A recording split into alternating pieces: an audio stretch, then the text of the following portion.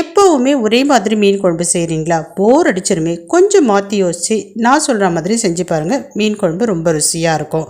அதுக்காக நீங்கள் செய்ய வேண்டியது ஃபஸ்ட்டு 100 கிராம் அளவுக்கு சின்ன வெங்காயம் எடுத்துக்கோங்க. இது கூடவே 10-15 பல் பூண்டு சேர்த்து லைட்டாக மிக்சியில் கரகரன்னு அரைச்சி எடுத்துக்கோங்க. இப்போ ஸ்டவ் ஆன் பண்ணி சட்டி வச்சுக்கோங்க. நல்லெண்ணெய் சேர்த்துக்குங்க. இது சூடான உடனே கடுகு பொரிய விட்டுக்குங்க, வெந்தயம் பொரிய விட்டுக்குங்க. தட்டி வச்சுருக்கக்கூடிய வெங்காயம் பூண்டு சேர்த்துக்குங்க, கருவேப்பிலை சேர்த்துக்குங்க, நல்லா வதக்கிக்குங்க. ஒரே ஒரு பச்சை மிளகாய் சேர்த்துக்குங்க. கூடவே 2 தக்காளி சேர்த்துக்குங்க. உப்பு சேர்த்துக்குங்க. நல்லா வதக்கிடுங்க. வதக்கின பிறகு தேவையான அளவு மஞ்சள்தூள், குழம்பு மிளகாய் தூள் சேர்த்துக்கோங்க. கொஞ்சமாக தனி மிளகாய் தூள் சேர்த்து நல்லா வதக்கிட்டு புளியை ஊற வச்சு புளி தண்ணி சேர்த்துக்குங்க. கூடுதலாக தண்ணி சேர்த்து நல்லா கொதிக்க விடுங்க. இப்போ பார்த்திங்கன்னா பாதி குழம்பு ரெடி ஆகிடுச்சு. மீதி குழம்பு எப்படி செய்யணும்னு தெரியணுன்னா கீழே லிங்க் கொடுக்குறேன், அதை டச் பண்ணி பாருங்கள். இந்த மீன் குழம்பு எப்படி செய்கிறது அப்படின்றத நீங்களும் தெரிஞ்சுக்கலாம். மறக்காமல் நம்ம வீடியோவுக்கு லைக் கொடுத்துருங்க. பாய்.